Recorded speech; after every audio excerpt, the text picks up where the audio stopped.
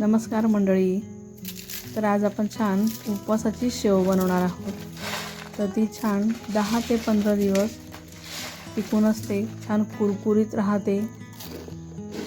आवाजावरनं कळालंच असेल की किती छान कुरकुरीत अशी शेव तयार झालेली आहे. तर ही कशी बनवायची ते आपण बघूया. तर बघू शकतात किती छान आणि छान मोठ्या आकारात अशी आपली तयार झालेली आहे. नमस्कार, मी सारिकास किचनमध्ये तुमचं अगदी मनापासून स्वागत करते. व्हिडिओ आवडल्यास व्हिडिओला लाईक करा, शेअर करा आणि हो, चॅनलला देखील नक्की सबस्क्राईब करा. चला तर रेसिपीला सुरुवात करूया. तर मी इथे 1 कप साबुदाणा घेतलेला आहे. तो आता आपल्याला छान खरपूस भाजून घ्यायचा आहे. तर हे आपल्याला मध्यम आचेवर भाजून घ्यायचं आहे. त्यातलं काही मॉइश्चर असेल तर ते निघून जाईल आणि छान साबुदाणे भाजून होतील. भाजल्याने काय होईल की त्याची आपल्याला पावडर बनवायची आहे. तर ते पावडर छान बारीक व्हायला हवं म्हणून. तर आता हे साबुदाणे छान गार करून झालेले आहेत. तर त्यांना आता मिक्सरमध्ये आपल्याला 2-3 बॅचमध्ये आपल्याला हे मिक्सरमध्ये बारीक करून घ्यायचे आहे. तर जेवढी बारीक पावडर करता येईल तेवढी बारीक पावडर ही करून घ्या. तर बघू शकता छान बारीक करून झाले. तर त्याला मी एका आता बाउलमध्ये गाळून घेणार आहे आणि गाळून झाल्यानंतर जो जाडसर साबुदाणे उरतील तर त्याला पुन्हा एकदा बारीक करून घ्या. तर या अशा पद्धतीने आपल्याला साबुदाणे बारीक करून घ्यायचे आहेत. तर बघू शकता राहिलेले मी पुन्हा टाकलेले आहेत आणि मिक्सरमध्ये सगळे साबुदाणे बारीक करून घेतलेले आहेत. तर अशा पद्धतीने साबुदाणे आपल्याला मिक्सरमध्ये बारीक करून घ्यायचे आहेत. तर त्यात आता मी टाकून घेणार आहे मीठ. तर चवीनुसार मीठ टाकून घ्यायचं आहे. मीठ टाकून झालं की त्याला मिक्स करून घ्या. त्यानंतर त्यात तेलाचं मोहन टाकून घ्यायचं आहे. तर मी 3 ते 4 पळी तेल टाकून घेतलेलं आहे. आता हे व्यवस्थित आपल्याला हाताने मिक्स करून घ्यायचं आहे. चमच्याने करता येणार नाही म्हणून हातानेच सहसा व्यवस्थित मिक्स करून घ्यायचं आहे. तर तेलाचं मोहन हे व्यवस्थित असायला हवं. तो पोह्यांचे जे चमचे असतात ते 3 ते 4 चमचे घेतलेला आहे. तर बघू शकता छान घट्ट गोळा तयार झालेला होता. तर मी इथे 2 बटाटे घेतलेले आहे. त्यांना शिजवून घेतलेले आहेत, बॉईल करून घेतलेले आहेत. तर त्याचे मी आता तुकडे करून घेते. तर हे तुकडे आपल्याला आता मिक्सरच्या भांड्यात टाकून घ्यायचे आहे. तर मी त्याच मिक्सरचं भांडं घेतलेलं आहे ज्यात मी साबुदाणे बारीक केलेले होते. तर त्यांना आता छान मिक्सरमध्ये बारीक करायचं आहे. तर मी आता इथे 1 कप पाणी घेतलं आहे. त्यातलं अर्धा कप पाणी मी हे बारीक करताना त्यात टाकून घेतलेलं आहे. तर बघा किती छान बारीक करून झालं आहे. तर मी आता जे आपण साबुदाणे गाळून ठेवलेले होते त्यात हे आपल्याला बारीक केलेलं बटाट्याचं जी पेस्ट आहे ती आपल्याला त्यात टाकून घ्यायची आहे. तर मी ही अर्धीच टाकते, बाकीची राहू दिलेली आहे. लागता टाकून घेईल. तर मी आता हे हातानेच व्यवस्थित पीठ मळून घेते, भिजवून घेते. तर हातानेच छान भिजता येईल, चमच्याने एवढं काही ते व्यवस्थित भिजता येणार नाही. तर बघा आता हे फार कोरडं होतं आहे. तर मी त्याच मिक्सरच्या भांड्यात जे बॅटर उरलेलं होतं, जी पेस्ट बटाट्याची उरलेली होती, तर मी तेच टाकून घेणार आहे. तर मी अजून पाण्याचा वापर इथे करणार आहे, कारण जसं जसं ते पीठ भिजते तसं तसं ते घट्ट होत चाललं आहे. म्हणून त्याच मिक्सरच्या भांड्यात मी राहिलेलं पाणी टाकते. तर हे पीठ भिजायला साधारण किती पाणी लागणार आहे हे तुम्हाला मी अंदाज देईल. तर बघा मी ते पाणी टाकून घेतले. पुन्हा व्यवस्थित मळून घेणार आहे. यात काही वेळेला साबुदाण्याच्या गाठी राहून जातात, म्हणून व्यवस्थित मळूनच घ्या. त्याला छान व्यवस्थित गाठी मोडायला हव्यात, म्हणजे शेव पडताना अडकणार नाही. तर बघा या अशा पद्धतीने भिजायचं आहे. पूर्ण 1 कप पाणी लागून गेलेलं आहे. तर जवळपास इथे 1.5 कप पाणी लागलेलं आहे, कारण मी अजूनही पाण्याचा वापर केलेला आहे. जसं जसं ते कडक होत जातं आहे तसं तसं पाणी टाकून त्याला आपल्याला नरम करायचं आहे, कारण कडक टाकल्यानंतर शेव ही पडत नाही. म्हणून असं नरम आपल्याला पीठ भिजून घ्यायचं आहे. तर मी हा इथे कुरडईचा साचा घेतलेला आहे. तर त्यात शेवची प्लेट मी लावून घेतलेली आहे आणि आता छान शेव पाळून घेणार आहे. तर बघा या अशा पद्धतीने भरून घेतलं आहे. तर शेव मी हे प्लास्टिकच्या कागदावरच टाकणार आहे. तर ही साबुदाण्याचीच पिशवी आहे, त्यावर मी आता शेव टाकून घेते. तर बघा जेवढं नरम भिजणार तेवढं अगदी पटकन शेव पडतील. कडक भिजणार तर मग ते लवकर पडत नाही साबुदाणे असल्यामुळे. तर बघा किती छान शेव टाकून झालेले आहेत. तर मी अजून एक टाकून दाखवते. तर शेव टाकण्याची मी अजून एक पद्धत तुम्हाला दाखवणार आहे. आता ही अगोदर तळून घेते, मग तुम्हाला दुसरी पद्धतही दाखवते की शेव कशा पद्धतीने हे आपल्याला टाकून घ्यायचे आहेत. तर बघा किती छान टाकून झालेले आहेत. तर त्यांना आता तळून घेऊ.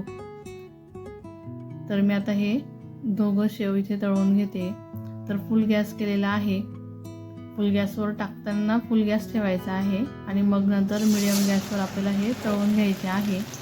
जर व्यवस्थित तळले गेले तर छान कुरकुरीत तयार होतील आणि जर तुम्ही त्याला घाईत तळले फक्त मोठ्या गॅसवरच तर ते नरम राहतील, वातळे होऊन जातील. म्हणून मिडियम गॅसवर हे तळून घ्यायचे आहे. तळताना घाई अजिबात करू नका. तर तुम्ही बघू शकतात की किती छान शेव हे फुलून आलेले आहेत. तर बघा किती छान झालेले आहेत. तर मी आता दुसरं शेव पण तळून घेते. बघा कसली छान फुलून आलेली आहेत. तर मी दुसरी शेव पण आता तळून घेते. तर टाकताना व्यवस्थित टाका, नाहीतर हाताला तेलाचा चटका लागायचा.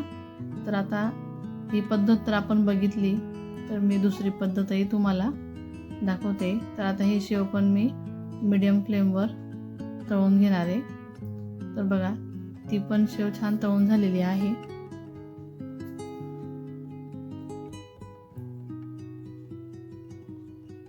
तर तुम्ही आता मी हे जाड शेव तयार केलेले आहेत. जाड शेव म्हणजे त्याची प्लेट घेतलेली होती, तर इथे मी बारीक शेवची पण तुम्हाला टाकून दाखवते. आणि आता स्टीलचा साचा घेतलेला आहे, तर स्टीलच्या साच्याने पण मी तुम्हाला टाकून दाखवते. पण ही ती दुसरी पद्धत नाही आहे, फक्त ही मी तुम्हाला बारीक शेव टाकून दाखवते की याने छान बारीक शेव देखील तयार होते. बघा किती छान तयार होते. तर बारीक शेव पण तुम्ही टाकली तरी चालेल, अगदी पटकन तळून होते. बारीक शेवला तर वेळ लागत नाही. तर बघा छान आता शेव टाकून झालेली आहे. तर हिला देखील मी तुम्हाला तळून दाखवते. तुम्हाला जशी हवी तशी तुम्ही टाकून घ्याल, जाड किंवा बारीक. तर टाकताना व्यवस्थित टाका. पुन्हा एकदा सांगते, कारण तेलाचा चटका लागतो, तेल उडतं म्हणून. तर बघा ती पण छान फुलून आलेली आहे. तुम्ही ही रेसिपी कुठून बघत आहात हे मला कमेंट करून नक्की सांगा, म्हणजे मला कळेल की रेसिपी कुठपर्यंत बघितली जात आहे. तर बघा किती छान बारीक शेव पण तळून झालेली आहे. तर तिलाही मी आता काढून घेते. तर बघा शेव झालेली आहे तयार. तर आता आपण दुसरी पद्धत बघूया की दुसऱ्या पद्धतीने शेव कसे टाकायचे आहेत ते. बघा आता झालेली आहे शेव तयार. जाड आणि बारीक बराच फरक आहे. तळायला पण तितकाच वेळ म्हणजे कमी लागतो. जाड शेवला जास्त आणि बारीक शेवला कमी. तर दुसरी पद्धत म्हणजे ती अशी की मी डायरेक्ट आता तेलातच टाकून घेणार आहे. तर शेव डायरेक्ट तेलात टाकलेलीच मला बरी वाटली, कारण वेळ पण वाचतो आणि अगदी पटकन तयार होते. फक्त पीठ थोडंसं नरम घ्या, म्हणजे जसं जसं तुम्ही तो साचा भरणार त्यावेळेला एक एक छोटासा गोळा घेऊन पाणीचा हात लावून, जर कडक वाटत असेल तर थोडं पाणी हाताला घेऊन ते छान मळून घ्यायचं. त्याला छान गोळ्याला नरम असं मऊ करून घ्यायचं आहे, त्यात भरायचं आणि मग पटकन असे शेव पटापट तयार होतात. तर बघा किती छान शेव तयार झालेले आहेत. तर मी असे तुम्हाला 2 प्रकाराचे दाखवलेले आहेत. तर माझ्या मते तरी तुम्ही डायरेक्ट तेलातच टाका, त्याने शेव छान तयार होतात आणि छान नरम असं पीठ करून भरून टाकून घ्यायचे आहे. तर बघा किती छान शेव भरपूर अशी तयार झालेली आहेत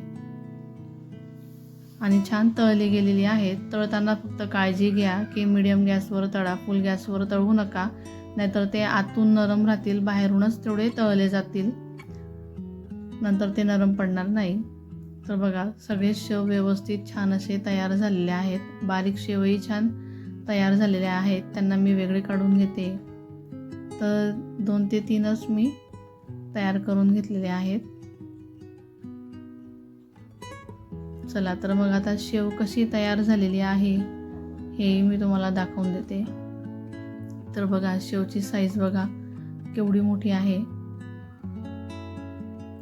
तर हव्या त्या पद्धतीने तुम्ही तयार करून घ्या. तर बघा किती छान कुरकुरीत अशी शेव तयार झालेली आहे.